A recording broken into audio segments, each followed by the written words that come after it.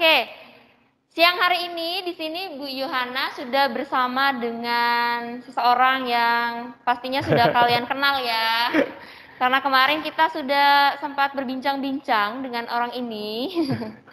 Orang ini kejutan ya. Dengan beliau. Bukan kejutan namanya, udah sering soalnya. Karena pakai masker, Mister. Jadi kejutan. Jadi kita sudah sempat berbicara banyak dengan seseorang yang duduk di dekat Bu Yohana ini. Hari ini kita juga akan banyak berbincang bersama beliau tentang tema yang pastinya sudah ada di agenda kalian masing-masing, tentang satu mimpi besar. Dan mungkin itu tidak hanya sebatas mimpi ya, Mister ya, harus direalisasikan. Nah, Ibu Yohana perkenalkan dulu, yang berada di dekat Bu Yohana ini adalah Mr. Is. Jadi sudah tahu ya, Mr. Is salah satu dari manajer yang ada di QRD. Kemarin kita sudah pernah berwawancara dengan QRD itu apa dan sebagainya. Nah, kalian harus tahu bahwa Mr. Is merupakan salah satu manajer yang sangat mendedikasikan dirinya untuk dunia pendidikan. Jadi selain menjadi manajer, Mr. Is ini juga pembina yayasan di teman kita ya, Mr. ya, kalau tidak salah. Dan yang paling menarik lagi bahwa Mr. Is ini meninggalkan profesi PNS-nya untuk mengabdi di Yayasan Tunas Cahaya Bangsa. Nah, kalian harus tahu ya, untuk jadi PNS itu berdarah-darah ya perjuangannya, tidak sehari semalam ya. Tetapi Mr. Is mau meninggalkan itu dan ada di sini bersama kita. Kalau kalian lihat bahwa banyak hal yang sudah Mr. Is lakukan untuk kita semua. Dan mungkin perlu saya ceritakan nih, Mister ya, salah satu aplikasi Teams ini itu juga Mr. S di dalamnya sebagai salah satu yang menjadi orang yang terlibat secara langsung ya, Mister ya, bisa mengadakan itu di Yayasan Tunas Cahaya Bangsa. Nah, daripada lama-lama Bu Yohana menceritakan, kita langsung saja ke Mr. Is untuk bisa berbagi banyak hal nih, Mister, tentang bagaimana merealisasikan mimpi. Silakan, Mister. Boleh. Ya, halo semuanya, selamat sore. Semoga sehat ya. Hari ini saya akan sedikit berbicara tentang diri saya jadinya ya. Jadi berbicara tentang diri saya. Mungkin saya bisa minta bantu ini dengan Mr. Deo untuk turn on satu proyek. Ya, silakan Mister. Ya, tentang slide saya hari ini.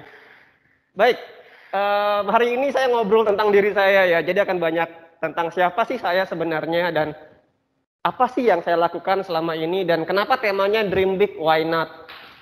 Mungkin banyak orang berpikir mimpi itu nggak penting saat ini karena banyak orang bilang apa sih, ngapain sih mimpi ya gitu ya. Buat apa sih kita punya mimpi besar gitu, tapi kenyataannya tak mungkin dilakukan begitu misalnya.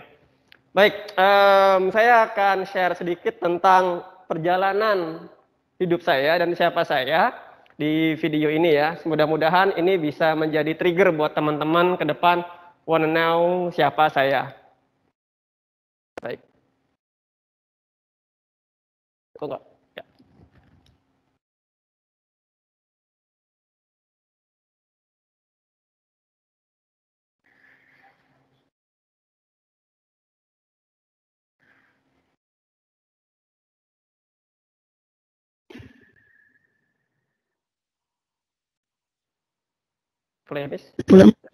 Lulus dari Universitas Kutai Kartanegara dari Fakultas Keguruan dan Ilmu Pendidikan Program Studi Bahasa Inggris.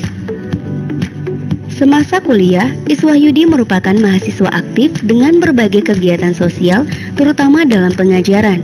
Ia juga pernah terpilih dan menjadi perwakilan Kalimantan Timur sebagai Duta Bahasa Kalimantan Timur pada tahun 2007 hingga membawanya hadir dalam bagian diseminasi Undang-Undang Kebahasaan pada tahun yang sama saat diundang oleh Dewan Perwakilan Rakyat Republik Indonesia. Pada tahun 2009, Iswahyudi mendapatkan beasiswa untuk mengikuti short course di Amerika Serikat dari Indonesian International Institute Education Foundation dan berkuliah di English Language Institute, Syracuse University, New York.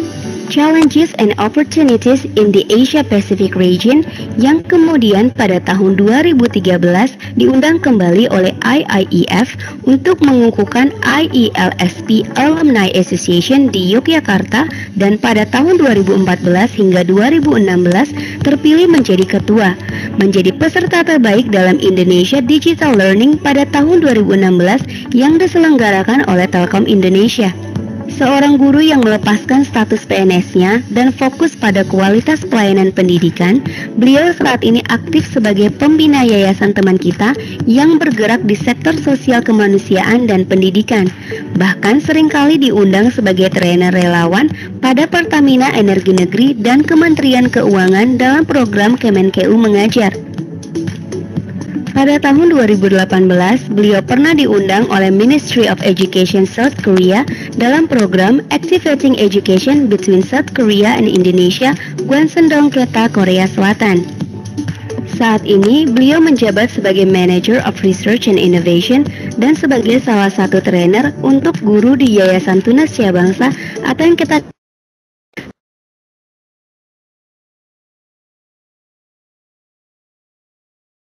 Oke, baik. Jadi sekilas tentang siapa saya itu ya, Miss Yohana ya. Iya. Mungkin kalau ingin tahu lebih detailnya nanti dari sini saya akan cerita semuanya itu anak-anak sekalian berawal dari sebuah rumah kecil yang rekan-rekan bisa lihat saat ini. Mungkin kalau melihat saya tidak seperti Nadiem Makarim, tidak seperti Tasya Karmila yang punya orang tua mampu atau orang tua kaya. Saya bisa katakan saya besar dari sebuah keluarga kecil sederhana dan gambar ini adalah foto rumah saya sebelum roboh ya. Jadi foto ini lama sekali diambil. Itu motor saya masih ingat itu motor saya yang menemani saya untuk berjualan dan berkuliah sebenarnya. Waktu saya masih kuliah di Tenggarong ya. Jadi ini adalah sebuah awal di mana saya hidup bersama keluarga saya. Jadi saya akan cerita banyak. Kenapa saya bermimpi? Karena tak semua orang punya kehidupan yang nyaman. Seharusnya anak-anak sekalian saat ini ya, yang saya bilang saat ini sekolah di Harapan Bangsa harusnya lebih mampu daripada saya. Harusnya Yohana ya. Kenapa harus lebih mampu? Ya orang tua yang sangat peduli dengan sekolah, orang tua yang mau keluar biaya untuk nyekolahin anaknya. Orang tua saya bukan orang tua yang mampu. Saya bercita-cita dulu pengen sekolah di SMA 10 Melati. Ya, itu sekolah swasta dulunya di Samarinda, sekarang jadi sekolah negeri. Nggak ada biaya buat sekolah di sana. Saya kepengen UGM, saya lulus UGM, cuman saya nggak ambil karena nggak ada biaya tiket kuliah ke UGM-nya. Jadi satu kuliah yang mungkin buat saya itu adalah Unikarta di Tenggarong. Kenapa? Karena saya tinggal di situ. Lebih dekat ini, Mister. Iya, dan di situ dapat beasiswa. Jadi beasiswa saya beasiswa bulanan sekitar ya nggak banyak sih 500.000 waktu itu. Untuk biaya kuliah saya selama di Unikarta. Kampusnya bukan yang terakreditasi, tapi mau tidak mau saya harus kuliah. Lalu pertanyaannya adalah, apakah dengan kuliah di kampus seperti itu, ya bisa dibilang lebih di bawah Uniba ya teman-teman. Apakah saya bisa kuliah, lalu bisa berkarya atau berkarir lebih baik dengan kampus seperti itu? Jawabannya bisa jadi sulit. Karena alumninya rata-rata saat ini ada yang bertani, ada yang tinggal di sawah, ada yang kerja di pedalaman, bahkan ada jadi guru honorer. Lalu harus ada gebrakan luar biasa dari saya. Dan semuanya mimpinya dari rumah kecil ini. Oke. Ya. Jadi saya udah lama nggak ke rumah ini. Ini kenangan terindah saya. Kalau saya pulang ke Tenggarong, saya pasti lewat sini. Kalau saya lihat rumah ini, it's the best part of my life. Lalu siapa saya akan bicara tentang keluarga saya yang lebih sederhana ya. Mister, tolong slide saya sepertinya. Oke. Coba ya.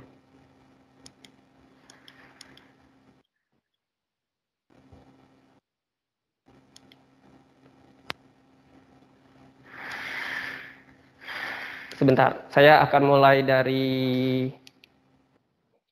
satu gambar keluarga dan hidup saya. Jadi kalau dilihat rumah tadi itu adalah rumah kecil saya. Sekarang saya akan masuk ke slide saya berikutnya, yaitu adalah bagaimana keluarga kecil saya dan seperti apa saya. Jadi saya 4 saudara ya. anak-anak 4 saudara. Kalau bisa lihat di gambar itu ada foto saya pakai baju kuning, lalu adik saya nomor 2 itu yang di tengah, lalu yang nomor 3 baju putih, yang paling kecil itu yang di bawah. Lalu di paling bawah itu ada gambar nenek saya. Orang yang berjasa dalam hidup saya katakan begitu. Kenapa? Karena waktu saya sempat dibesarkan di Balikpapan. Tapi karena ayah dan ibu hijrah ke Balikpapan terus makin susah hidupnya, dan nenek saya tahu begitu betapa susahnya hidup di Balikpapan. Jadi saya diambil lagi sama nenek saya, kamu pulang ke Tenggarong, sekolah di sini. Jadi sekolah SD. Jadi saya nggak sekolah setahun.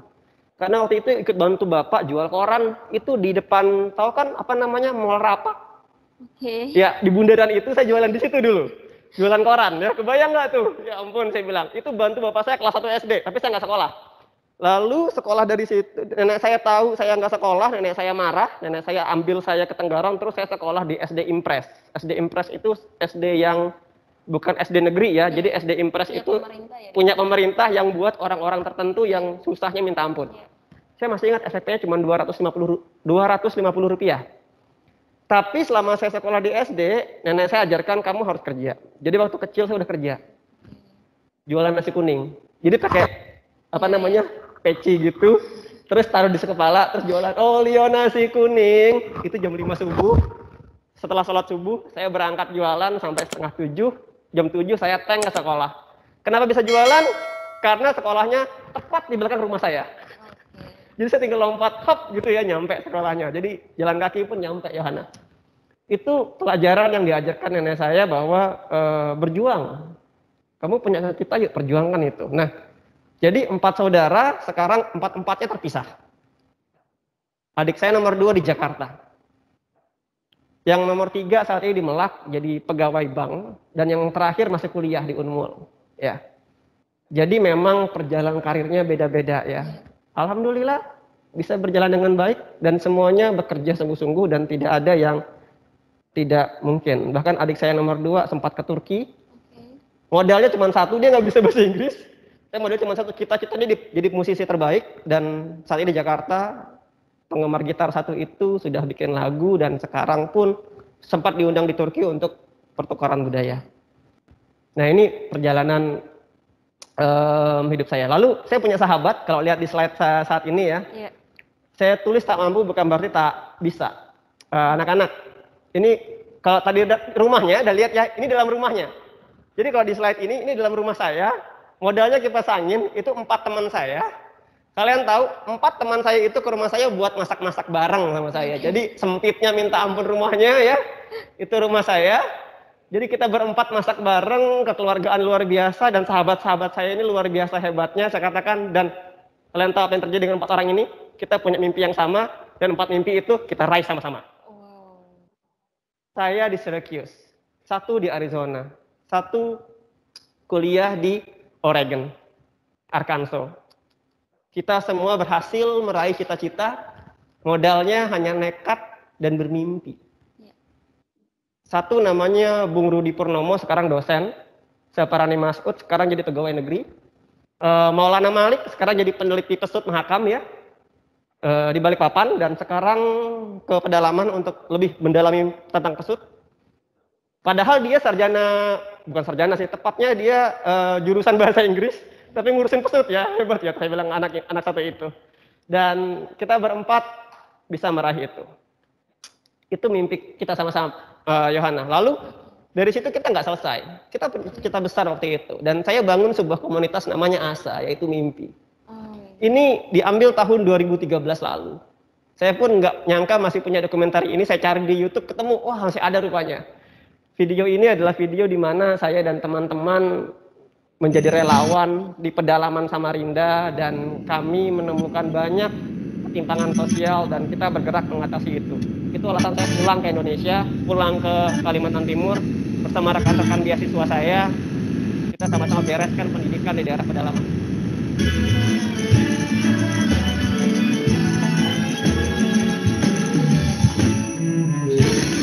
Kita nyebrangnya naik kapal, bukan naik mobil.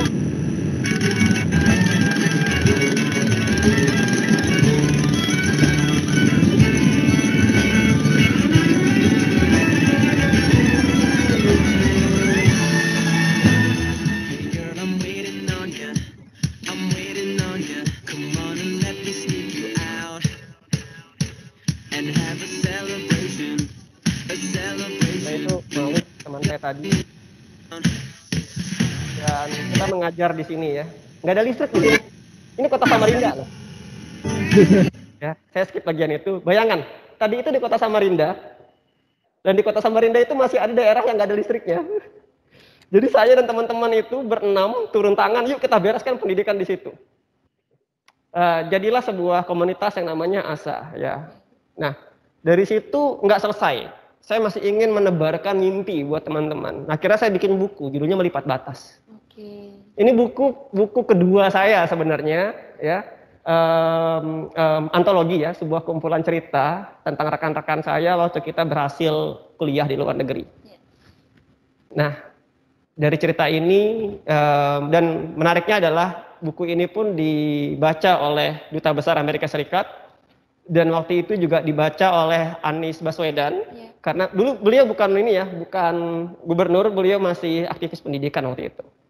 Begitu. Nah, ini petualangan besar saya, anak-anak sekalian. Jadi kalau kita bicara mimpi, sebenarnya ya, banyak gerakan yang saya lakukan untuk meraih cita-cita. Dan ini adalah orang-orang yang ambil bagian di hidup saya saat ini. Ya. Dan kita mengukuhkan sebuah komunitas tadi makin besar dari ASA dan semakin besar lagi menjadi IAA. IAA itu kependekan dari ILSP Alumni Associations. Di mana di dalamnya adalah mahasiswa-mahasiswa yang pernah kuliah di luar negeri, terutama Amerika Serikat, yang dibantu penuh beasiswanya oleh pemerintah Amerika Serikat. Jadi beasiswa itu murni bukan dari pemerintah Indonesia. Kita kuliah di situ dan ini adalah orang-orang yang berdedikasi besar dan kebanyakan dari mereka sudah PhD ya, gitu. Ada juga yang apakah semuanya sukses? Tidak semua orang yang beasiswanya sukses. Rekan saya satu hanya di guru ngaji. Guru ngaji di mana? Di Amerika Serikat. Ya, gitu ya. Enggak sukses ya, jadi guru ngaji di masjid di salah satu di Amerika Serikat. Ya, namanya Syarif bin Samsudin. Saya masih ingat nama beliau. Baik, sekarang saya ingin bicara tentang cita-cita. Ini potret saya bersama anak-anak pesisir pantai Balikpapan dan kita belajar bareng di sebuah gudang. Ini gudang loh teman-teman. Jadi kalau rekan-rekan sekolah di Harapan Bangsa, gedungnya ber-AC terus masih ngeluh. Saya nggak habis pikir anak-anak, bener-bener nggak habis pikir tau nggak. Terus di rumah belajar dari rumah, terus merasa nggak nyaman belajar dari rumah. Saya nggak habis pikir Yohana. Kenapa nggak habis pikir? Ketika saya ke tempat ini, di gudang tempat belajar ini, ketika saya ke situ, anak-anak itu menyambut kami dengan sumringah, dengan bahagia. Dia panggilnya Kak waktu itu. Kak Is, kita belajar apa hari ini?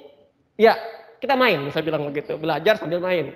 Dan momen-momen ini luar biasa. Dan di potret ini adalah yang akan menjadi salah satu narasumber juga ya rekan-rekan. Bocoran sedikit, ada clue di situ yang berkacamata. Itu adalah satu sahabat saya yang nanti di hari Jumat akan jadi narasumber kalian. Ya. Dan beliau adalah salah satu penerima beasiswa S2 di Australia. Keren, saya katakan ya. Semuanya punya mimpi besar. Dan semuanya bukan dari kasta menengah atas. Termasuk saya. Jadi kalau saya tadi ayah dan ibu saya berpisah. Jadi kalau dia bilang apakah broken family itu tidak bisa ngejar kita? No. Ayah ibu saya berpisah. Jadi kita 4 saudara hidup masing-masing. Saya tinggal di Samarinda waktu itu, hidup sendiri. Adik saya juga mandiri, hidup sendiri di Samarinda. Semuanya hidup sendiri. Kecuali adik saya nomor 2 itu ke Jakarta. Karena diambil sama paman saya. Jadi saya punya 2 ayah. Ayah saya yang melahirkan saya, satu ayah saya yang membuat saya menjadi orang besar. Kebayang nggak? Saya punya 2 ayah. Ya. Nah, saya katakan bahwa cita-cita itu penuh rencana, anak-anak. Kalian harus punya rencana besar. Dan cita-cita itu harus direflektifkan. Ya. Nah, apa yang harus dilakukan oleh rekan-rekan supaya bisa meraih itu? Kalau dilihat potret saya, coba pikirkan sesuatu untuk menggapai mimpi itu. Mimpi itu bukan sekedar diimpikan, saya katakan begitu. Coba pikirkan sesuatu yang bisa kamu lakukan untuk dirimu sendiri. Setelah itu, sekolah. Kita selalu berpikir bahwa saya ingin mengubah dunia, tapi kita nggak mengubah diri dan nggak mengubah sekolah. Apa yang saya lakukan untuk SMA saya? SMA Negeri 2 Tenggarong, salah satu sekolah yang bukan sekolah populer. Tapi saya torehkan ketika saya menjadi siswa teladan Indonesia di tahun 2002 saya menjadi siswa teladan, tahun 2003 saya menjadi debater Indonesia tingkat SMA. dan membawa kampung saya ke jenjang yang lebih baik pada saat itu. Lalu dari sekolah baru mulai ke komunitas. Apa yang kita bisa buat untuk masyarakat? Saya begitu orangnya. Kalau dilihat potret ini, teman-teman bisa lihat kalau foto yang di ujung kanan yang ada pemilihan guru sekolah dasar, itu ada potret saya di samping namanya Kartika. Mbak Tika ini adalah sahabat saya yang saya nggak tahu entah kemana dia sekarang. Saya rindu, saya katakan. Saya ingin ketemu dia sekali lagi, tapi saya nggak pernah ketemu lagi. Terakhir ketemu itu adalah tahun 2008. Dan waktu itu kita dapat penghargaan bareng, dan saya dinobatkan sebagai Duta Bahasa Nasional. Dan beliau adalah menjadi partner saya waktu itu. Ketika kita menjadi Duta Bahasa Nasional, yang hadir cuma saya. Saya tanya, Tika kemana nggak hadir? Kata Ibu Desi, itu adalah PIC-nya pemilihan Duta Bahasa Nasional. Kata Ibu Desi, Kartika nggak bisa datang. Kartika lagi terima penghargaan di Washington DC, di White House. Dan saya kagetnya luar biasa. Dan sejak itu nggak pernah ketemu lagi. Di mana dia, dan saya kagetnya adalah dia sekarang kerja buat Konjen, dan sekarang menjadi salah satu staf ahli di salah satu duta besar di Meksiko. Ya, anak kampung. Hanya anak kampung, saya katakan begitu ya. Lalu di gambar berikutnya, di situ yang paling bawah sebelah kiri itu adalah saya dan komunitas saya. Saya dulu bikin komunitas kecil namanya XP English Club. Kalau dilihat XP English Club itu apa sih English Club doang, tapi salah satu English Club yang bisa ngundang Engage Media dari Australia. Jadi saya langsung hubungkan dengan salah satu pembuat film. Pada zaman itu belum ada sosmed ya, jadi kita YouTube belum populer zaman sekarang. Jadi ada Engage Media, lembaga platform aplikasi, bukan aplikasi, platform web yang menyediakan kita untuk bersosial. Saya undang mereka siap datang ke Samarinda waktu itu. Dan kita belajar bareng buat film, buat video. Dan disitulah saya dapat skill bagaimana saya belajar tentang dunia editing, tentang videografi dan fotografi. Dari sini saya lompat untuk negara saya. Dari sini saya terus mencintai dunia pendidikan. Lalu apa yang bisa saya buat untuk dunia? Kecil mungkin anak-anak sekalian, kecil yang saya bisa buat. Merubah kalian menjadi sosok yang luar biasa itu kecil. Tapi dampaknya nanti. Saya kutip dari katanya Fulbright. Fulbright pernah bilang bahwa pendidikan itu powerful tapi lamban. Memang dampaknya tidak sekarang, tapi nanti ketika kalian dewasa akan mengalami itu. Contoh saya punya murid namanya Helena Tipawael. Tadi malam dia curhat. Gangguin tengah malam ya, tiba-tiba Mr. Is, apa? Saya bilang begitu. Lagi sakit hati, gitu ya. Sakit hati kenapa? Rupanya dia lagi cinlok di Prancis, karena dia lagi kuliah di Prancis. Sekarang sudah harus pindah ke Taiwan ya. Dia kuliah di Taiwan juga. Jadi dia sandwich program. Anak ini luar biasa hebatnya hingga bisa kuliah seperti itu, dan saya tetap memotivasi dia. Dan dampaknya sekarang apa yang saya dapatkan adalah cerita hidup dia yang luar biasa. Pengalaman-pengalaman hebat. Mimpi-mimpi itu bisa direalisasikan dengan perjuangan. Tapi perjuangan itu tidak bisa dilakukan dengan tidur-tiduran. Iya. Ya, Yohana gitu. Ya buat dulu dirimu apa gitu. Jadi buat tahapan. Dan coba ditulis di catatan, bikin jurnal kecil untuk kita sendiri. Apa yang bisa saya buat untuk diri saya. Baru apa yang saya bisa buat untuk sekolah. Sekolah ini saya mau jadikan apa begitu. Terus kalau punya komunitas kecil misalnya adalah apa? OSIS ya. Iya. OSIS mau saya bawa kemana. Saya punya ekskul ini mau saya bawa kemana. Nah, itu yang harus dibuat. Ya, jadi jangan sekadar ikut ekskul, sudah ikut aja, enggak. Saya ikut ekskul saya itu pramuka, dan pramuka saya sampai ke tingkat internasional. Cuma saya nggak tulis di dalam video tadi. Kenapa? Banyak nanti panjangnya videonya sendiri. Gitu. Ya. Nah, perjalanan saya nggak selesai sampai sini, anak-anak sekalian. Jadi, cobalah untuk pikirkan punya satu idola. Nah, saya punya idola. Ini tokoh-tokoh idola saya. Ya, yang pertama yang paling bawah, kanan bawah, yang pakai baju ungu ya. Nah, itu namanya John Nash Jr. Saya ngefans berat sama beliau. Beliau sudah wafat, meninggal tabrakan bersama istrinya di sebuah taksi. Dan beliau adalah tokoh yang paling saya idolakan karena salah satu tokoh yang pernah bilang bahwa menghafal itulah kegiatan terbodoh manusia. Menghafal kegiatan terbodoh manusia, dan katakanlah berpikir kreatif itu penting. Dan dia adalah salah satu profesor yang gelar profesornya dicabut karena dia punya penyakit kejiwaan. Mengajar di Princeton, salah satu murid favoritnya Einstein ketika beliau masih muda. Jadi beliau itu punya dosen pembimbing, itu adalah Albert Einstein. Jones Junior adalah matematikawan yang menciptakan teori equilibrium sampai sekarang dan terima Nobel. Dan saya ngefans berat sama dia.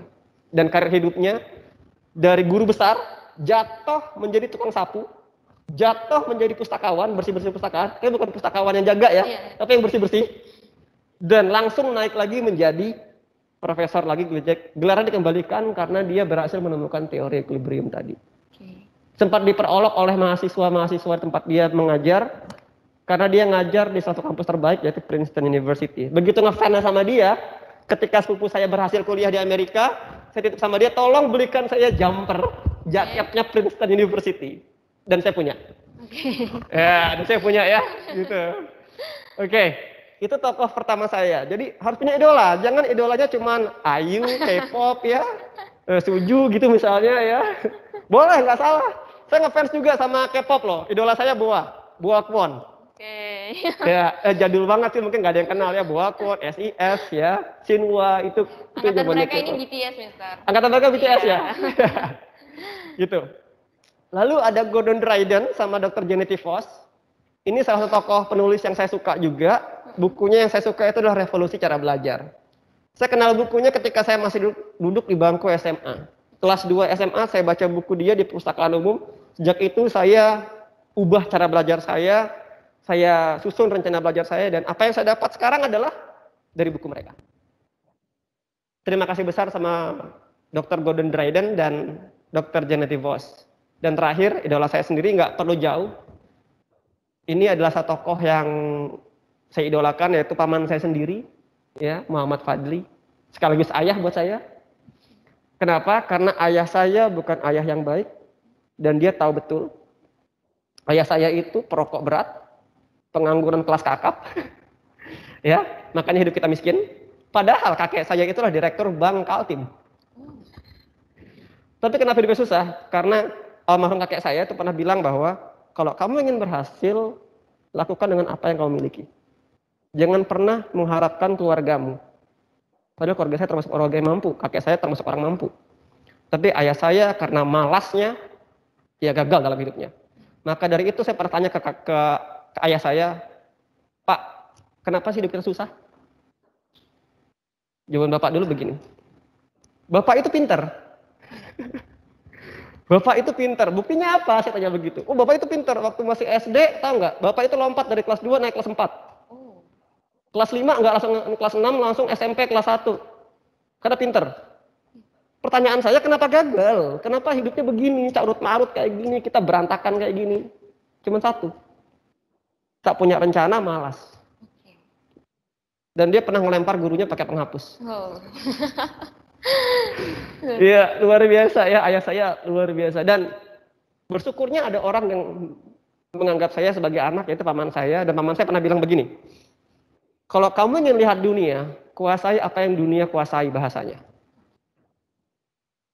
Sejak itu, lalu saya tanya paman saya, paman, dia bilang paman ya, dia bilang om, karena orang Kutai bilangnya om dulu itu om sekarang ini nggak bisa lihat dunia karena om nggak bisa bahasa Inggris. Kamu harus bisa, katanya begitu. Kamu ingin lihat dunia nggak? Kamu pengen sukses nggak? Maka kuasai bahasa itu. Sejak itu saya percaya dan akhirnya bisa seperti saat ini, bisa keluar negeri. Ya, beda ya anak-anak. Kuliah di luar negeri dengan upayamu sendiri, itu privilege-nya luar biasa. Kamu dapat beasiswa dari pemerintah, bukan dari Indonesia saja, dari luar negeri. Kamu dapat kepercayaan luar biasa untuk dunia. Artinya apa? Kamu pulang membawa apa? Itu yang tak dimiliki hampir semua orang yang bisa kuliah luar negeri dengan cara yang berbeda. Misalnya biaya sendiri. Saya kuliah ke luar negeri dengan biaya yang nggak murah saat itu dan semuanya di cover oleh pemerintah Amerika Serikat. Indah, saya katakan. Dan idola ini nggak pernah lepas dari saya. Dan terakhir, ya tahu ya gambar Naruto? Yeah. Saya penyuka kartun luar biasa, dan tokoh Naruto adalah tokoh yang nggak saya suka awalnya, Yohana. Kenapa saya nggak suka? Karena Naruto itu film yang aneh buat saya pada zaman itu. Saya nontonnya gara-gara adik saya yang paling kecil nonton waktu itu. Kenapa saya suka? Karena dia nggak punya ayah, nggak punya ibu, ya kan, nakal, ingin diperhatikan. Dia nggak jenius, tapi cuma satu. Dia nggak berhenti melakukan sesuatu yang dia mampu. Makanya coba nonton sampai terakhir justru cuma 2, 1000 bayangan sama Rasengan. Iya. Tapi 2 ini dia kuasai luar biasa. Artinya apa? Saya hanya concern di pendidikan, dan pendidikan ini yang jadi cinta saya, hingga saya tetap fokus di situ, dan itu yang membuat saya sukses. Maka anak-anak, fokuslah di satu hal yang kalian ingin kalian ubah di dunia. Apa bidangnya terserah. Yang menurut kalian ingin kalian atasi. Iya. Itu kalau saya. Get inspired, get your idol gitu loh ya. Nah, caranya gimana? Saya akan ajarkan satu cara untuk bagaimana caranya mengubah dunia. Sederhananya begini. Coba buat list apa yang kamu suka. Iya. List kamu suka apa? Saya suka apa? Tapi topik ya, misalnya sebagai contoh di sini adalah climate change. Mungkin suka climate change, tulis daftar di situ. Budaya, literasi, masukin. Kekerasan pada anak mungkin, masukin. Buat listmu sendiri. Ya. Kalau dilihat di gambar itu adalah komunitas yang saya lakukan. Gerakan-gerakan yang saya lakukan, baik di Tenggarong, sampai di Balikpapan, sampai Indonesia. Sebenarnya ada satu komunitas yang nggak saya mention di sini, namanya Sahabat Pulau. Sahabat Pulau itu bahkan sampai diundang PBB, karena kita berhasil menggerakkan hampir seluruh relawan pendidikan Indonesia waktu saat itu. Dan yang diundang presidirnya bukan saya. Waktu itu yang diundang sahabat saya dari ILSP juga, dan dia diundang Andinoya untuk interview langsung. Perjalanan saya dan untuk saya sampaikan adalah, teman-teman, anak-anakku sekalian, dunia itu kecil bagi orang-orang baik. Saya jadi seperti ini karena paman saya luar biasa dari sahabat-sahabat saya. Dan dunia itu kecil bagi orang baik. Coba lihat gambar di atas yang teman-teman lihat dan gambar di bawah. Apakah ada orang yang sama di gambar itu? Padahal eranya berbeda, zamannya berbeda. Ada ya. Kalau bisa dilihat sungguh-sungguh, di situ ada perbedaan di antara 2 gambar itu. Beberapa orang tetap sama, sisanya berbeda. Artinya apa? Orang baik itu aja. Saya pernah ketemu dengan sahabat saya punya sahabat di Jakarta, saya ceritakan. Sahabat saya namanya Kiki Wardana. Yose Rizal. Kiki Wardana itu orang Medan. Ada orang Medan di sini? Devi? Ya, beliau orang Medan. Ketika saya ketemu beliau, kita ketemu di Jakarta, ngekos bareng, ya, merantau ya, saya juga merantau pada waktu itu, satu kos, dan kita bilang bahwa yuk kita ubah dunia sama-sama. Dan saya ketemu beliau, dan beliau punya sahabatnya salah satu relawan di Indonesia Mengajar, ya di gambar ini ya, begitu kecilnya dunia ini. Lalu di gambar itu saya ketemu Ayu, salah satu teman lagi yang jadi narasumber di bawah, foto di bawah, yang di atas adalah orang yang sama. Kalau teman-teman teliti, yang di tengah itu yang kacamata perempuan cantik itu salah satu relawan yang ada di dalam dunia Indonesia Mengajar. Dan sekarang beliau juga aktif di semua murid, semua guru di Jakarta. Luar biasa gerakan teman-teman ini. Orangnya itu saja. Kecil sekali. Nanti kalau saya bertemu dengan orang B, dan hari ini ketika saya telepon Mas Benny, ini lucu lagi nih. Kan nanti teman-teman ada narasumber dari Inggris. Saya telepon beliau waktu itu masih di Australia. Mas Benny, mau nggak nanti collab sama saya? Saya mau undang Mas Benny jadi narasumber buat di Harapan Bangsa. Oh boleh, dengan senang hati. Mas Benny minta CV-nya ya, riwayat hidupnya. Dan yang lucunya adalah, Mas Benny alumni ILSP ya? Iya, angkatan 10. Loh, saya angkatan 7, saya angkatan 5, saya bilang begitu. Kok kita sama alumninya? Iya, kok datang nggak waktu di Yogyakarta? Saya bilang, waktu tahun 2013. Datang. Kok nggak ketemu? Saya bilang begitu. Kecilnya sebuah dunia. Beda jarak Australia dan Indonesia.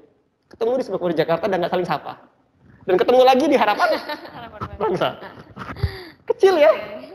Nah, teman-temanku sekalian, kalau teman-teman ketemu orang semakin banyak, melakukan hal-hal baik dengan mimpinya, saya katakan kita akan ketemu orang-orang baik. Iya. Dan orang-orang baik itu yang merubah kita menjadi orang yang sama seperti itu. Jadi begini, kalau ingin dapat beasiswa, bertemanlah dengan orang-orang yang mengejar beasiswa. Kalau ingin jadi orang pandai matematika, belajarlah sama orang yang teman-teman yang jago matematika. Saya punya cerita. Namanya Laila, Rani Pahlian. Teman sekolah saya SMA. Beda sekolah, saya SMA 2, dia SMA 1. SMA 1 Tenggarong itu adalah SMA favorit. dua orang ini jatuh cinta. Cia, kalau jatuh cinta, kinyis-kinyis gitu ya. Nyimak. Ya, jatuh cinta. Tapi yang menarik adalah gaya pacarannya unik. Oke. Sampai saya geleng-geleng kepala. Ahliannya sahabat saya, waktu saya ke rumahnya Laila itu teman saya. Malam minggu, saya diundang, diajak, dan jadi obat nyamuk ya. Dan obat nyamuk yang keren, saya katakan kenapa jadi obat nyamuk yang keren, di sana malam minggunya mereka ngebahas biologi sama matematika. Oh, berfaedah sekali ya pacarannya. Setiap malam saya diundang, karena saya nggak jago matematika, saya belajar sama mereka. Yang unik teman-teman, SMA 2 nggak ada guru yang hebat. Saya ke SMA 1, diam-diam nyari guru ke sana dan ketemu mereka, jadi sahabat waktu itu. Dan sekarang mereka sudah menikah.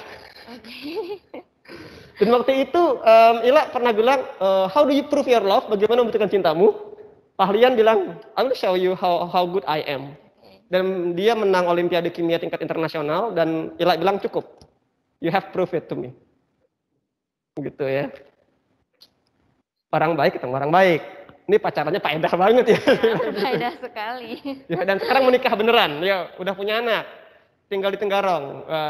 Ya, satunya dosen di UGM. Dan Ila sekarang kerjanya apa? Dokter dong ya, jadi dokter ya. Satu kuliah di Makassar, satu di UGM.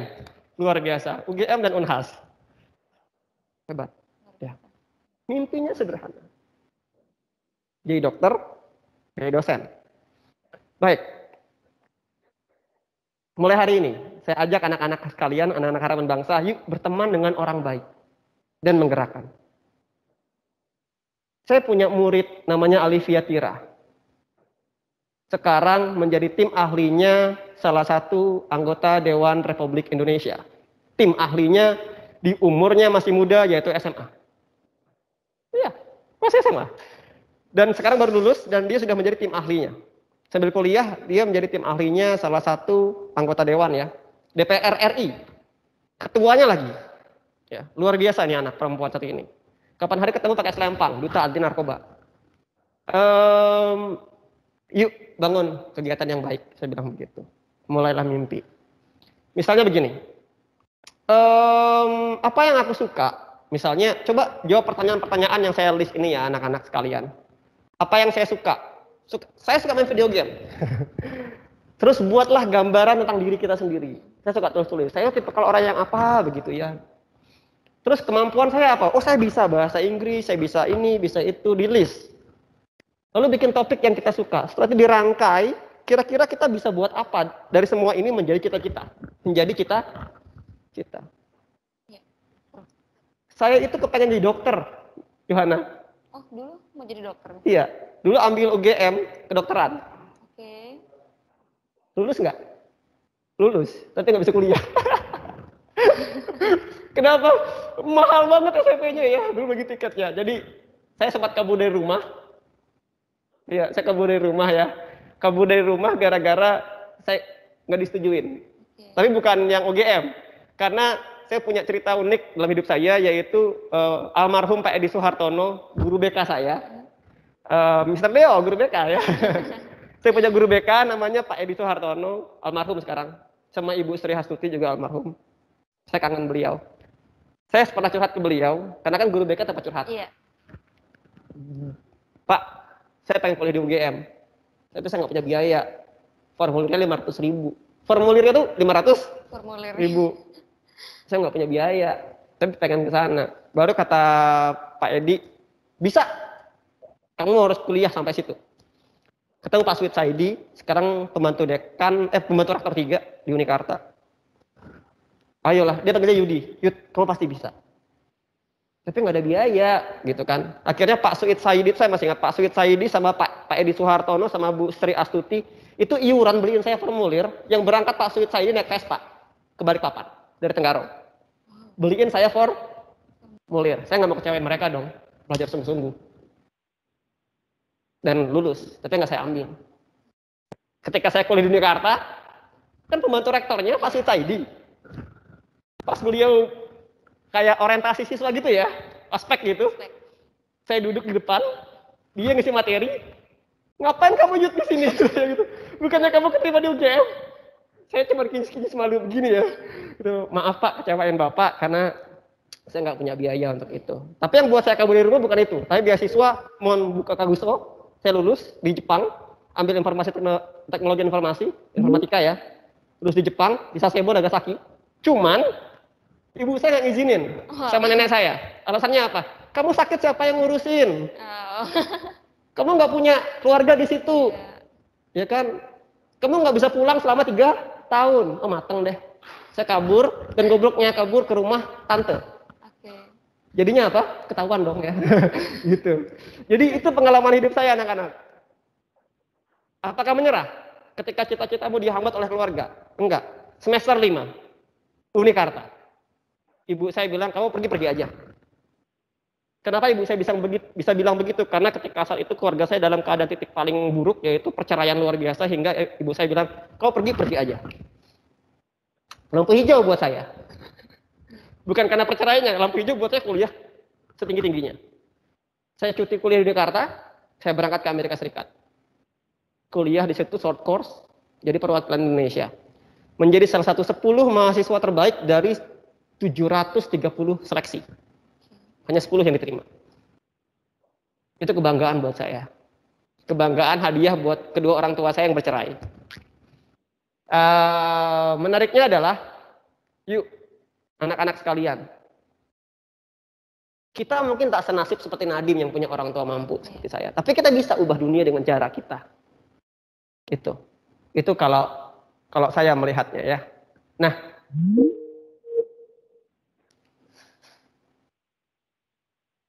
ya.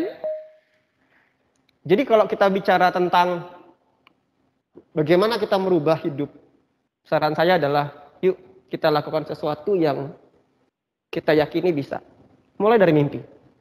Mulai dari mimpi ya. Nggak boleh mimpi ya anak-anak, harus mimpi. Nah, dari situ saya terlibat di beberapa cita-cita yang ingin saya capai, dan kalau lihat gambar ini 2 sahabat saya selama di Amerika Serikat. Aduh, saya rindu mereka ya. Satunya dari Palestina, ya. Satunya dari Meksiko, ya. Saya rindu sekali mereka, Karim dan Victoria, ya. Satunya di saudara film, satunya di dokter gigi. Sekarang dokter gigi di Washington. Ini komunitas saya selama saya di Amerika. Dan saya katakan bahwa there is no shortcut to achieve what you have dreamed about. Gini, ketika saya dilanda banyak musibah kehidupan, miskin, orang tua saya tadi yang malas, gitu ya. Lalu kakak, saya nggak punya kakak, saya paling tua soalnya. Lalu perceraian, apakah saya harus saya hidup susah terus? Enggak. Dan sekarang cobaannya apa? Saya punya anak yang luar biasa, anak saya spesial, yaitu punya sindrom autisme. Cobaan macam apa lagi kalau orang mau mengeluh kesah? Tapi saya katakan terima kasih Tuhan. Kenapa saya katakan terima kasih Tuhan? Saya bersyukur dengan cobaan-cobaan ini yang membuat saya jadi kuat. Kenapa orang tua saya berpisah? Supaya diajarkan oleh Tuhan, supaya saya tidak boleh berpisah dengan pasangan saya ketika saya dewasa. Harus setia dengan dia. Didik dia. Gitu. Kenapa saya dihadapkan dengan anak yang berkebutuhan khusus? Karena Tuhan percayakan saya mampu mendidik dia menjadi anak yang hebat. Begitu. Ya, kenapa saya dihadapkan dengan keadaan yang susah? Karena mungkin Tuhan mengajarkan saya berjuang. Gitu. Seperti pedang. Ya. Pedang itu kalau samurai itu yang cinta dengan pedangnya akan diasah terus supaya tajam. Mungkin Tuhan juga begitu, menganggap saya sebagai pedang yang diasah. Dan diasah itu digesekkan itu sakit. And I'm thankful God. Dan berterima kasih dengan Tuhan dengan cara seperti itu. Jadi saya nggak bersedih sama sekali. Ya menangis sih, tapi nggak perlu menangis semewek-meweknya. Menangis dengan berkata terima kasih Tuhan. Dan kesempatan saya kuliah di luar negeri. Jadi nggak ada shortcut. Semakin nggak nyaman hidupmu, semakin banyak kita pelajari. Itu kalau saya. Berpikirnya positif. Lalu yang menarik adalah ketika saya berjalan di jenjang ini, semakin nggak nyaman, intinya begini. Kalau ingin sukses, belajar. Belajar itu nyaman nggak? Nggak nyaman. Iya kan? Betul. Ingin sehat, olahraga. Olahraga capek nggak? Capek. Nyaman nggak? Nggak nyaman. Pengen yang masuk tubuh kita sehat? Ya kayak istri saya. Minumnya pagi jus wortel tanpa gula, jus sayur, tomat. Mister minumnya apa, Mister? Saya kopi. Terus ditanya, kamu nggak pengen hidup sehat? Pengen. Nih minum kata istri saya. Waduh berat banget cobaannya gitu ya kan. Artinya apa? There's no shortcut gitu loh. Semakin nggak nyaman caranya, semakin hebat yang kamu dapat. Iya, betul. Itu kalau saya. Nah, itu adalah bagian-bagian bagaimana saya meraih cita-cita itu. Iya. Ya. Yuk mulai dari ubah cara belajar kita anak-anak. Kalau ingin menggapai mimpinya, yuk ubah cara belajarnya. Nggak boleh cara belajar yang biasa. Buka buku, baca, nggak boleh begitu. Harus extraordinary, harus berbeda cara belajarnya. Iya. Belajar buka buku, belajar sama teman, enggak. Kayak saya tadi, saya di SMA 2, nggak punya teman hebat. Temannya perokok semua. Oke. Jadi kemana ke SMA 1? Naik sepeda, ke SMA 1, nanya guru, ada guru bagus nggak di sini? Saya ngeles deh, saya gitu ya. Nyari guru bahasa Inggris, saya ketemu namanya Indra Gunawan, lulusan Cambridge sekarang, anak kampung juga, belajar sama dia bisa-bisan, 10.000 sebulan. Ya, belajar bahasa Jepang, juga sama beliau, gila-gilaan deh pokoknya saya, cari guru kemana-mana keliling. Kalau sekarang anak-anak, di harapan bangsa ada semua, ayo manfaatin, saya katakan begitu. Kurang apa lagi? Tinggal mau apa enggak gitu loh. Kalau saya itu udah mau, nggak ada gitu. Jadi jungkir balik percobaannya. Sudah begitu, learning belajarnya harus benar-benar extraordinary. Udah nyari guru kemana-mana, nyari teman belajar ya positif semua. Dan satu teman sahabat saya yang buat saya sekarang masih saya rindukan dan namanya Indra.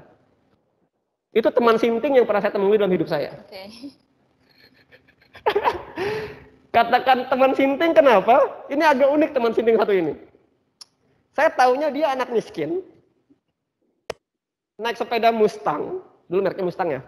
Sepeda Mustang, sekolah bareng sama saya di SMA 2. Jago matematika. Jadi sahabat saya waktu itu. Saya belajar sama dia. Ajarin saya dong matematika. Jadi dia ke rumah saya ngelesin saya. Jadi saya ngelesnya nggak sama guru, sama teman saya sendiri. Dan saya bela-belain bayar dia dengan naik motor. Saya punya motor ke sekolah, saya goncengin. Karena dia nggak punya sepeda motor waktu itu. Saya punya motor itu tiap 3 bulan ditarik dealer. Oke. Karena nggak sanggup bayar. Karena saya beli motor sendiri, bayar sendiri. Dulu saya kerja sampingan saya itu penjaga wartel, warung telepon. Iya, iya. Jadi pekerjaan saya karirnya meningkat. Kalau SD jadi jualan nasi kuning, ya kan? SMP saya jualan masih nasi kuning sih. Sama jualan brownies SMP, jualan kue. SMA-nya jadi penjaga wartel, sekaligus jadi pemandu wisata. Oke. Itu lumayan. Jadi sering bolos SMA-nya. Pagi ngilang gitu ya. Kalau ada turis saya nggak sekolah. Guru BK saya tahu betul, ini Yudi nggak masuk sekolah nih. Pasti dia bawa tamu nih gitu ya kan. Dan itu lumayan, penghasilan 1 juta, 2 juta gitu ya. Waktu ada bom Bali, itu saya nggak sanggup lagi, akhirnya turis turun, nggak ada yang datang ke Tenggarong, hingga akhirnya motornya ditarik dealer karena nggak sanggup bayar. Dan itu cara saya dengan Indra. Dan waktu itu Indra bilang, yuk belajar bahasa Inggris yuk. Di mana? Dia bilang begitu. Dan kagetnya adalah dia itu nggak pernah nunjukin kalau dia bisa bahasa Inggris, pas di luar dia jago banget bahasa Inggrisnya. Terus dia bilang begini, yuk tau nggak, manusia itu tak terhingga kemampuannya. Otaknya itu cerdasnya luar biasa. Tinggal satu, suka nggak melakukan itu. Kalau kamu sekali nggak suka, kamu akan terbatas selamanya. Sekarang nggak tahu di mana dia. Terakhir dia di Unhas, engineering. Terus saya nggak tahu di mana rimbanya, dan terakhir yang luar biasa ya, yang membuat saya terharu pengen saya tulis dalam novel sebenarnya. Novel saya yang terbaru, tapi belum saya selesaiin. Ya, waktunya nggak ada buat nulis.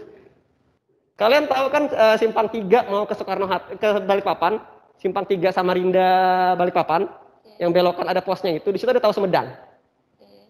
Ya kan? Nah, di situ ada masjid.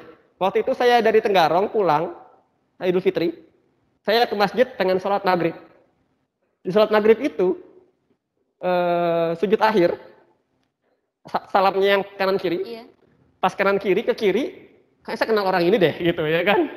Sekali saya ketemu Indra, it's the first time saya peluk dia, saya bilang, kamu kemana aja, saya nggak punya kontak kamu tinggal di mana? Aku di Balikpapan sekarang, dia bilang.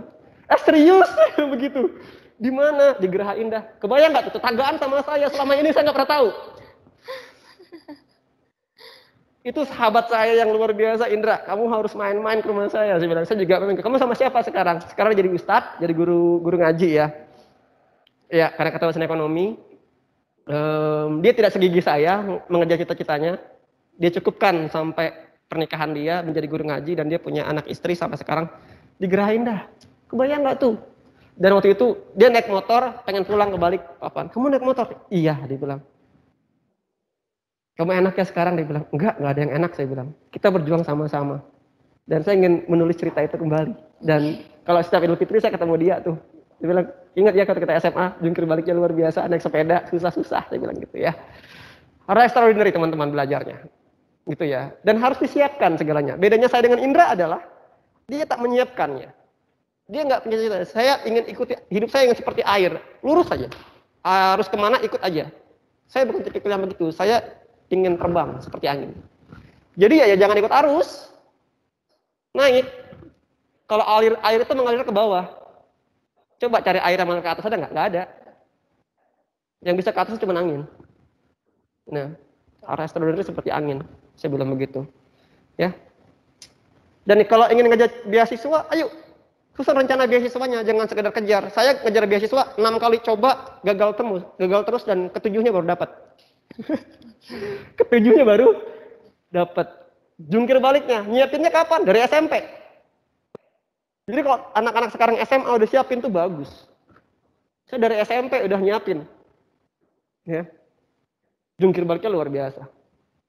Gitu. Nah, ini cerita saya dan sekarang apa yang saya dapatkan kalau lihat di gambar ini, saya punya komunitas namanya teman kita. Sekarang saya bangun kampung ya. Salah satu kampung di Samboja, kampung literasi sekarang namanya, saya rubah seperti itu. Dan itu yang saat itu saya lagi baca buku dipotret sama Sarip Samsudin tadi yang tukang yang jadi guru ngaji. Satu kamar sama saya waktu itu. Itu bukunya Jones Junior yang saya tadi bilang. Saya ngefans berat sama beliau, saya punya bukunya. Dan beberapa kali diundang jadi narasumber untuk beberapa kegiatan relawan. That's my life.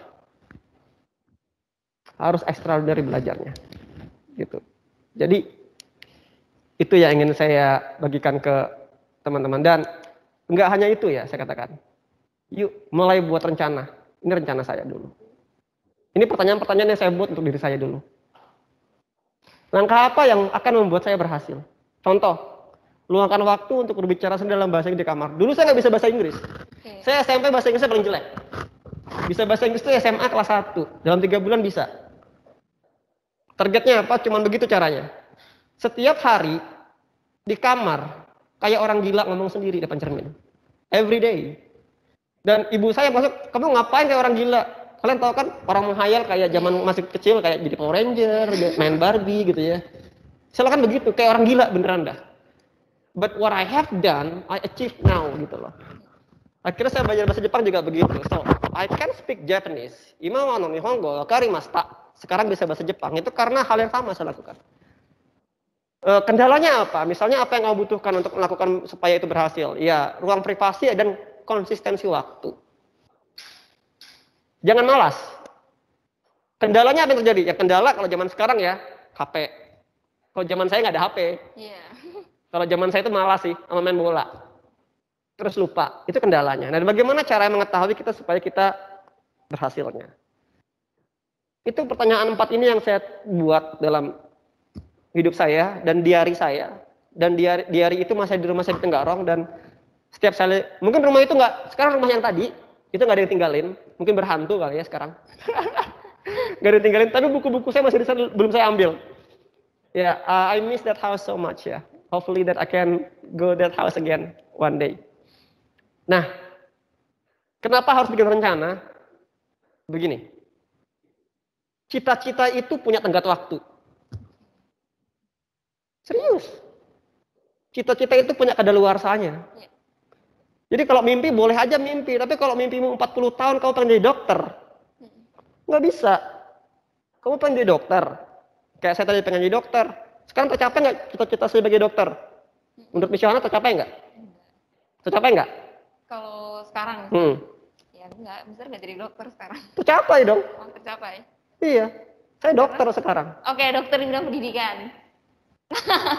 Betul. Dokter itu apa sih tujuannya? Mengobati orang betul, sakit. Ya kan? Saya mengobati orang sakit juga, saya bukan orang sakit. Saya mengubah anak-anak menjadi anak yang cerdas dan dewasa. Menjadi anak-anak melalui pendidikan. Saya mengobati.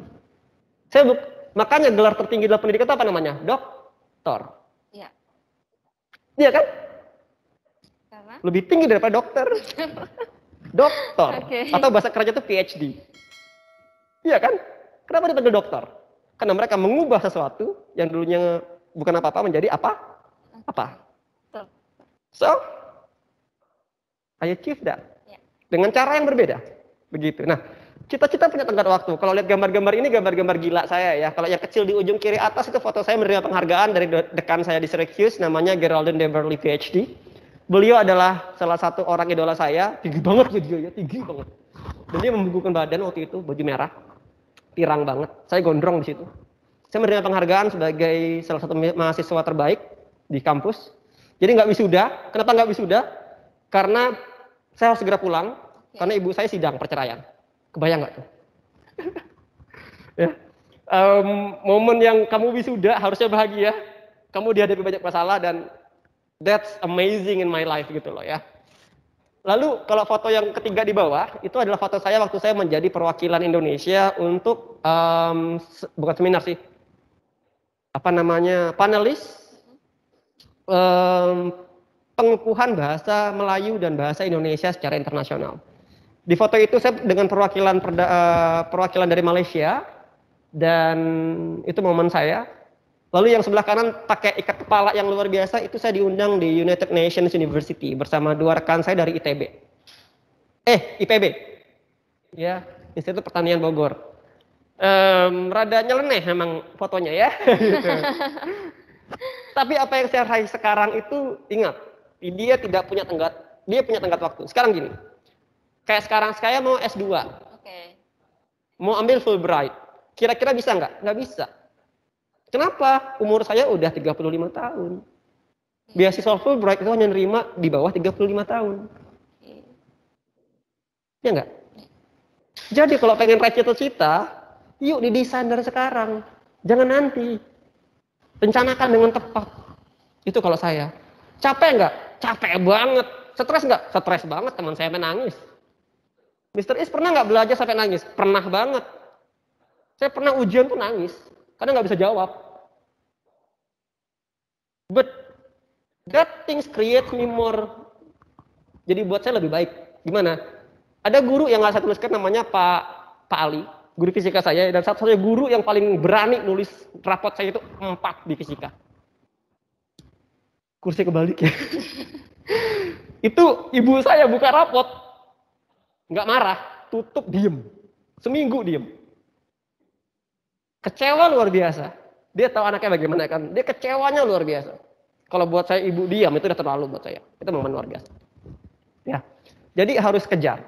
Semua punya tenggat waktu. Sebelum saya tutup PowerPoint saya. Saya akan tampilkan tentang 3 sekawan saya tadi yang satu kos.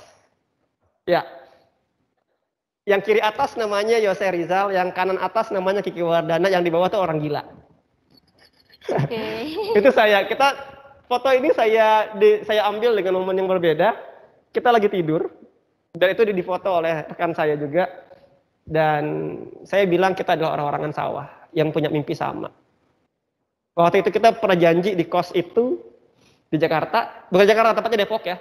Di Depok, yuk kita raih sama-sama. Kita mau kemana nih? Yuk ke Australia. Enggak, kedeketan. Oke. Yuk ke Jepang. Nggak bisa bahasanya. Akhirnya cita-citanya yuk kita ke Amerika bareng. Saya ingin cerita anak-anak. Ketika kami memutuskan untuk mengejar beasiswa ke Amerika, yang keterima itu cuma saya sama Yose. Di program yang sama, yaitu ILSP. Kami berangkat bareng dan saya nggak nyangka dia keterima. Dia kan di Aceh ya. Dia pulang ke Aceh, Kiki pindah pulang ke Medan, saya pulang ke Kalimantan. Kita bertiga saling sharing beasiswa secara texting ya, SMS waktu itu. Link sumbernya di internet susah banget waktu itu. Kita kejar terus beasiswa hingga akhirnya Kiki saya lost kontak, saya ketemu Yose itu juga via lost kontak juga waktu itu. Ketemunya di Jakarta. Waktu di hotel, saya diterima beasiswa, saya berangkat ke Jakarta untuk PDO. PDO itu Pre-Departure Orientations. Di situ saya jadi ketuanya, ketua PDO, saya data semua nama. Entah begonya, entah kenapa saya nggak ketemu namanya Rizal memang. Pada saat rapat, ada yang ketuk kamar saya.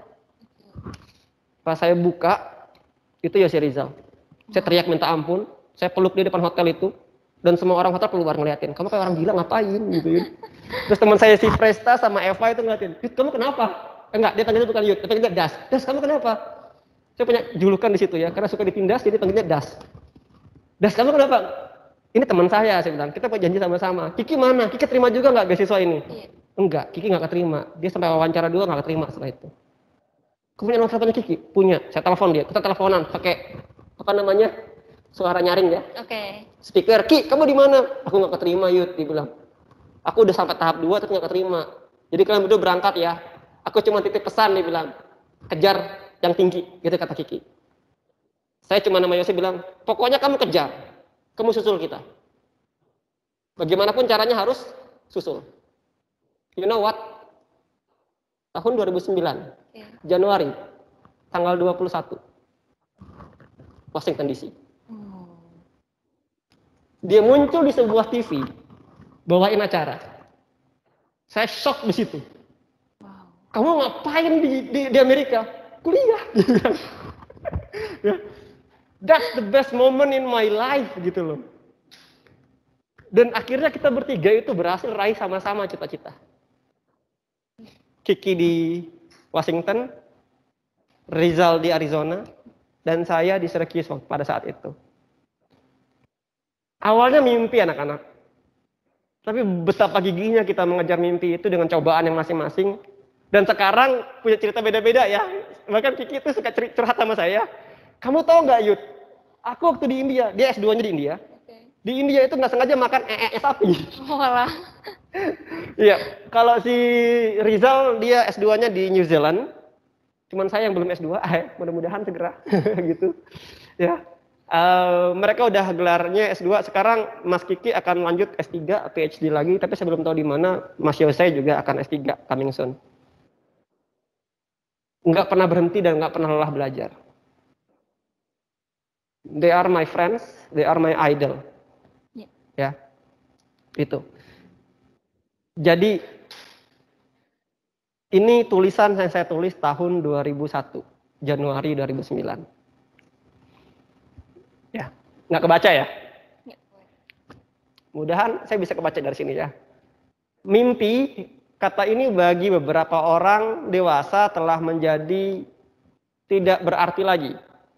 Maknanya telah bias dan seterusnya. Intinya begini, silahkan dibaca dan bermimpilah kawan. Mimpi itulah yang akan membuat kita ingin melakukan sesuatu. Mungkin buat beberapa orang nggak perlu mimpi. Ada uang bisa. Seharusnya kalau kalian dari keluarga yang mampu, saya iri loh. Saya punya teman namanya Udi, Yudi juga namanya. Dan dia anak orang kaya di Tenggarong. Dan saya tuh iri banget. Irinya kenapa? Dia punya everything. Saya bego banget. Begonya apa? Kamu nggak manfaatin uang itu buat berhasil. Yang hebat siapa? Yang hebat itu sepupu saya. Namanya M. Jordi.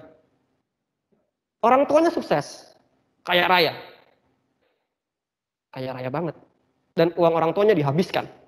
Buat dia kuliah sampai di Prancis. Nggak hanya habis. Dia menjadi salah satu kurator dan arsitek seni rupa terbaik di Prancis. Di umur SMA-nya. Menguasai 6 bahasa. Harusnya anak SMA mampu dong. Sekolahnya sekolah swasta, saya tanya, Jor, kamu kenapa pilih sekolah swasta? Kan SMA berapa saya lupa dulu di Depok kan bagus. Itu kan buat orang-orang nggak mampu. Saya sekolah di sini apa? Karena orang tua saya mampu. Dan saya akan dapat lebih supaya saya bisa dapat meraih mimpi yang lebih besar. Dan sekarang menjadi salah satu mahasiswa terbaik di ITB. Iya ITB, di Bandung ya. ITB juga. Dan dia sandwich di Prancis, Sorbonne. Keren. Sepupu saya. Lalu saya punya lagi sepupu 2 kali saya, orang Balikpapan, sekarang di Jepang. Kami sekeluarga diajarkan untuk menuntut ilmu dan menikmati ilmu. Sekeluarga. Artinya apa? Sekarang tinggal di Inggris, jadi kalau saya ke Inggris bisa sih ketemu sepupu saya tinggal di situ dan dia sukses dengan cara dia. Yuk, saya ajak anak-anak bermimpi. Seharusnya kalian yang punya kemampuan lebih, apalagi punya orang tua lebih, saya katakan, habisin aja semuanya. Iya. untuk tunjukkan bahwa kamu berhasil dan bawa nama baik orang tua. Yang bangga siapa? Ayah ibu kan? Begitu ya. Murid saya Helena Tepawail juga begitu, dia bawa akhirnya berhasil. Nah, itu cerita sekilas saya, mungkin sekilasnya banyak ya, tentang how do I did that, gitu Miss Yohana. Oke, terima Silakan. kasih banyak Mr. Is, banyak sekali ya yang kita dengar dari Mr. Is tadi, dari latar belakang keluarganya, dan luar biasa banyak hal yang kalau terjadi di anak-anak usia sekarang mungkin ada istilah yang baper ya Mister ya. Baper. Tapi luar biasanya Mr. Is bisa mewujudkan mimpi-mimpi besarnya itu ya, tidak mengesampingkan itu tapi menjadikan itu motivasi ya Mister. Oke, anak-anak, begitu banyak yang dibagikan oleh Mr. Is. Apakah ada anak-anak sekalian yang mau bertanya dulu? Mungkin ada yang mau kalian ketahui dari apa yang sudah Mr. Is katakan? Bisa angkat tangan ya, nanti Mr. Deo yang akan membantu.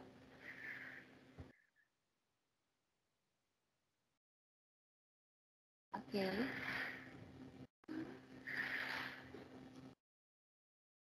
Ya, ada yang ingin bertanya silakan. Oke, yang di sini juga yang mau bertanya? Devi, Yunits, Laura, Caca.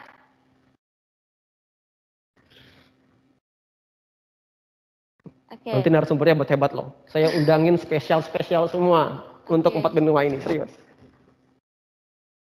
Ya.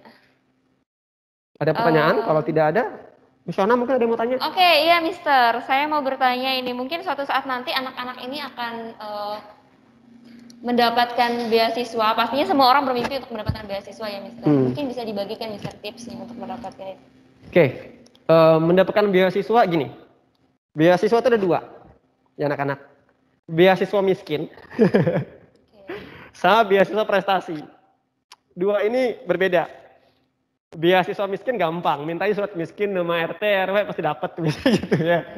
Oke, yang berbeda adalah beasiswa yang punya privilege, yaitu prestasi. Atau menjadi perwakilan sebuah negara.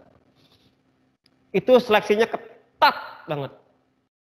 Ketatnya minta ampun. Jadi banyak yang dipersiapkan. 1, gaya penulisan. Yang nggak suka nulis, yuk mulai sekarang suka nulis. Saya SMP suka bikin diary. Hobi banget bikin diary, curhat di situ ya. Macam-macam kayak cewek lah pokoknya, banci banget kan. Oke. Ya, mungkin beberapa orang mikir ngapain sih cowok curhat begitu? Bukan curhatnya, saya sedang mengasah kemampuan menulis saya dan menuangkan itu dalam sebuah tulisan. Latihannya ditujukan apa? Begini anak-anak, beasiswa itu bukan dilihat dari ijazahnya, tapi esainya, apa yang ditulis. Jadi itu yang harus disiapkan. Menulis beberapa kali saya latihan, nggak pernah bagus ya. Akhirnya yang terakhir saya nulis dan diterima beasiswa waktu itu. Kemampuan menulisnya ditingkatkan. Kedua adalah kemampuan public speakingnya. Karena waktu interview pasti ditanyakan itu. Yeah. Dan pertanyaan saya masih ingat pertanyaannya. Tokoh kartun idola kamu siapa? Bayangkan sekelas interview beasiswa internasional, pertanyaannya begitu. Orang-orang belajar habis-habisan nih. Ada yang belajar buat ngejawab yang kayak skripsian ya. Itu duduk semua tuh. Saya nggak tahu mau jawab apa waktu itu, tapi yang saya ingat adalah ketika saya masuk pertanyaannya begitu. Ya saya jawab, kenapa tokohnya itu? Ya waktu itu saya jawab saja, idola saya tetap Naruto, konsisten dengan itu. Karena apa? Cara dia hidup, cara dia jujur, cara dia menjadi manusia, ya, cara dia untuk mendapatkan perhatian dengan cara yang baik, dan yang paling penting adalah meraih cita-citanya dan sekarang jadi Hokage kalau di filmnya ya. Dan menjadi contoh itu susah sekali dan saya ingin meniru itu. Itu yang saya dapat selain actionnya. Di 2 film itu saya ceritakan juga ada Naruto, ada Sasuke. Sasuke itu tokoh yang ganteng, ya pinter. Ini kayak bapak saya banget nih. Pinter, ganteng, tapi gagal. Yang satunya jelek, nggak pinter, tapi berhasil. Iya kan? Nah, kenapa? Cara jalannya yang berbeda. Jadi kalau bicara beasiswa, yang dipersiapkan esai, itu yang pertama. Kedua adalah, apa yang kamu berikan selama kamu hidup? Itu pertanyaan yang muncul. Kamu sudah buat apa sekarang? Coba teman-teman renungin pertanyaan ini. Saya selama sekolah di Harapan Bangsa sudah buat apa? Dari SD, yang dari SD ya, SD sampai SMA sekarang udah buat apa? Saya dari SD sampai SMA sudah buat apa? SD, saya ikut lomba senam, SKJ, juara 1. Saya masih ingat, jelek banget ya. Terus SMP, pernah juga menjadi, saya dancer, penari daerah. Ya, tari daerah. Itu di SMP. Di SMA jadi debater, siswa teladan. Jadi anggota pramuka aktif. Sampai kuliah, bikin komunitas sendiri. Pertanyaannya begini, saya itu ada kesukaan, Mister, tapi saya nggak ada komunitasnya, gimana? Ya buat. Kalau nggak ada buat. Contoh saya di kampus. Saya mau bikin klub bahasa Inggris, tapi nggak ada klub bahasa Inggris di situ. Yang ada musik segala macam. Nggak ada, saya buat sendiri. Kayak teman kita sekarang, nggak ada yang bergerak, saya buat. Play Plus Indonesia saya buat. Apa-apa? Ya nggak ada, ya buat gitu. Jangan nunggu orang lain yang buat. Saya gitu. Dan itu yang membuat saya berpikir out of the box pada akhirnya. Kenapa? Kita terbiasa dengan membuat sesuatu. Ya, gitu ya. Jadi kalau ngejar beasiswa, yuk sekarang dibuat. Jadi rencananya nanti, jangan sampai udah mau ngejar beasiswa, mau apply baru ngejar apa yang mau dibuat. Nggak bisa, pasti nggak keterima. Mereka akan lihat riwayat hidupmu, portofoliomu apa. Kamu sudah buat apa selama kamu SMA? Kamu sebagai apa? Saya bendaharawan OSIS waktu itu. Bendaharawan OSIS, program yang saya buat apa? Saya pernah buat Bupati Cup. Jadi sepak bola antar siswa se-Kalimantan Timur. Tingkatnya se-Kalimantan Timur, yang ngadain sekolah saya. Itu pertama kali saya pegang gepokan uang banyak. Karena bendahara kan. Amazing buat saya, tingkat SMA bisa bikin event sebesar itu. Kita pernah undang artis juga waktu itu. Sampai di tingkat SMA, sampai tingkat kuliah. Artinya apa? Nothing impossible. Dan ketika saya ditanya sama interviewer, kamu sudah buat apa? Saya sudah buat ini. Gitu. Ya. Gitu ya, anak-anak sekalian. Oke, terima kasih Mr. Is. Mungkin ini karena waktunya juga Mr. ya. Lebih ke pertanyaan penutup Mr. Untuk bisa tetap produktif sampai akhirnya berada di posisi ini, apa sih Mr. yang mau dibagikan kepada anak-anak? Sampai di posisi ini? Iya. Untuk produktif? Iya. Begini, belajar itu kebiasaan. Itu kayak makan. Kalau kamu nggak biasa makan sehari 3 kali, nggak akan kebiasa tuh. Kalau kamu setiap hari Minggu mandinya cuma sore, biasanya hari Minggu itu nggak mandi pagi ya gitu kan. Ya akan terbiasa seperti itu. Belajar juga begitu. Kalau kamu biasa belajar, mengolah hidupmu belajar, bekerja, sekali aja kamu nggak melakukan itu, rasanya nggak nyaman. Jadi kuncinya satu, paksa diri kita untuk melakukan itu. Itu teori Krebs-nya itu adalah cara orang sukses. Gini, bagaimana caranya memaksa kita supaya kita bisa mau belajar? Kan musuhnya malas ya. Iya. Apalagi kalau duduk tempat begini kursinya, zrep, AC, dus, buka TikTok, wih, sudah itu bakalan makan waktu banget. Begini, anak-anak sekalian, ibu diciptakan sebagai monster. Ibu diciptakan sebagai alarm pagi. Maka saya manfaatkan ibu saya sebagai monster saya ketika saya lupa. Kebayang gak ibu saya marahnya luar biasa. Yud, kamu gak belajar hari ini? Oh iya. Itu gak main-main loh. Ibu saya termasuk orang keras. Enggak. Ibu saya keras di mulut, ayah saya keras di tangan. Saya pernah gak belajar, kepala saya dilelep di kamar mandi. Blep, begitu. Dan itu bukan karena kemauan ayah saya yang minta. Jadi bukan karena inisiatif bapak saya bilang, Pak, kalau saya malas belajar, tolong lelep saya di kamar mandi. Bener loh ya, saya begitu. Iya. Bu, kalau saya nggak ngaji, marahin saya Bu ya. Iya. Nggak main-main. Abes saya. Jadi kalau malam minggu nggak belajar itu udah deh. Makanya saya suka telepon Indra sama Rudi.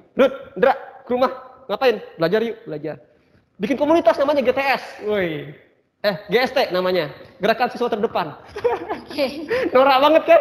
Itu SMP, bayangin SMP saya bikin gerakan itu, gerakan siswa terdepan. Saya masih punya kartu anggotanya. SMP saya buat begitu, tandingannya OSIS. Di level SMP. Namanya GST. Orang gila macam apa coba? Dan saya diperolok-olok waktu itu. Dan di SMA saya bilang apa? Prof kecil gitu begitu. Semoga jadi doa gitu ya. Dan alhamdulillah karena keras yang saya minta sama orang tua, tadi saya bilang, ibu manfaatin. Jadi ibu saya itu alarm pagi dan alarm marah saya.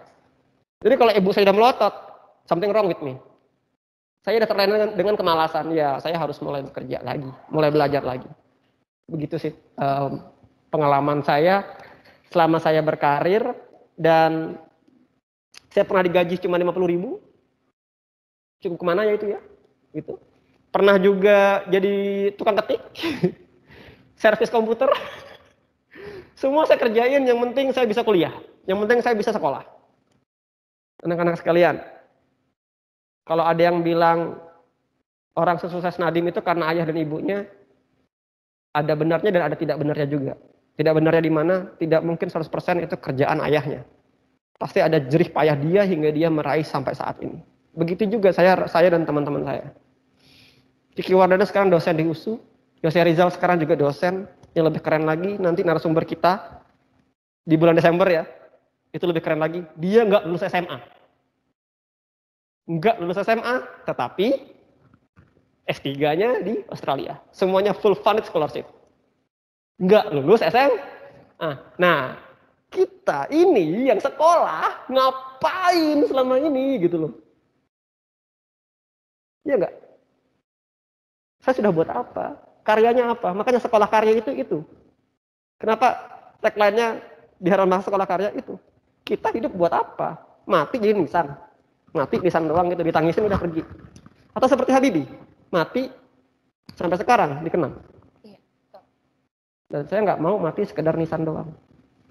Kelak, paling tidak seperti almarhum kakek saya dari ayah saya. Yang dimana pesannya luar biasa. Mungkin kita keluarga pendidikan ya. Kakek saya itu adalah bukan mantan sih tepatnya. Iya mantan sih. Mantan kepala dinas pendidikan Tenggarong. Kakek saya pemain biola. Ibu saya penyanyi seriosa. Nenek saya ya, istrinya. Keluarga musisi. Ibu saya seorang penari, saya penari. Adik saya pemain gitar. Ya. Yang paling kecil teknisi komputer. Nyimpang semua. Yang menarik adalah satu keluarga suka pendidikan. Dan sekarang ibu saya ngajar di salah satu sekolah di Samarinda, Muhammadiyah. Sekolah miskinnya. Yang gaji ibu saya hanya 500.000 sebulan. Tapi guru. Saya tanya, mau dibayar begitu kenapa? Karena cinta dengan pendidikan. Dan mungkin cinta itu turun ke saya. Dan saya di bagian pendidikan itu. Gitu, ya. Gitu. Terima kasih Mr. Is sudah berbagi banyak hal kepada kita semua di sini. Semoga apa yang sudah Mr. Is bagikan bisa memotivasi kita semua untuk tidak takut bermimpi tinggi ya Mr. Ya, tetapi harus dikejar mimpinya. Harus. Oke, baik anak-anak, waktunya pun sudah selesai. Terima kasih untuk perhatiannya sepanjang obrolan kita pada sore hari ini. Oke. Ada pertanyaan? Oke, baik. Ada pengumuman sebelum akhirnya nanti selesai dari Mr. Deo ya. Oke. Terima kasih banyak Mr. Is. Iya. Oke. Bilang terima kasih dulu dong untuk Mr. Is yang di rumah, silakan. Thank you Mr. Is, God bless you. Thank you Mr. Is. Thank you Mr. Is. Oke, terima kasih semua. Thank you, Mister. Ya. Thank you Mister. Thank you Bu Yana. Ya, selanjutnya ada pengumuman dari Mr. Deo ya. Silakan Mr. Deo. Mister, terima kasih, Mister. Udah di off.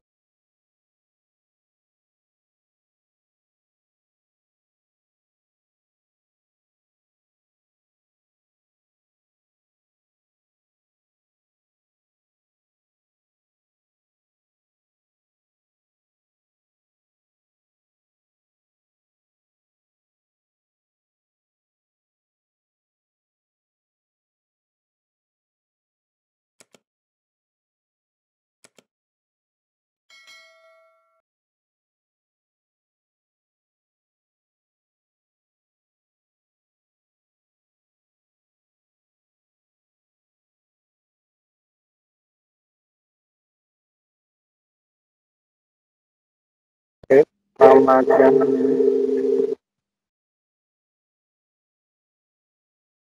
Ya, Mister.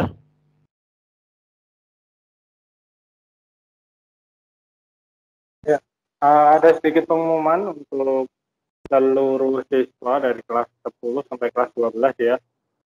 Untuk webinar besok, untuk sesi kedua yang pukul 13.00 atau jam 1 siang, seluruh siswa diharapkan bisa menyediakan kertas KPS sejumlah 20 lembar dan spidol warna sebanyak 12 warna. Jadi besok akan kita ada kegiatan yang memerlukan HPS dan spidol warna. Boleh spidol warna atau boleh alat warna lainnya yang dimiliki di rumah. Mungkin ada pertanyaan? HVS-nya berapa banyak, Mister? 20 lembar. Sedikit aja, 20 lembar aja. Oke. Oke. Ada pertanyaan? Nanti info ini akan remind kembali oleh wali kelas. Jadi nanti ditunggu. Oke. Kalau tidak ada pertanyaan, kita akhiri acara webinar hari ini. Ada pertanyaan? Tidak, Mister. Tidak ada. Baik, kalau tidak ada, kita akhiri acara webinar siang hari ini. Thank you sudah hadir, sudah memperhatikan. And God bless you. Thank you, Mister. God bless you, Mister. Thank you, Mister. Thank you, Mister. Thank you, Mister. Thank you, Mister. God bless you. Thank you, Mister.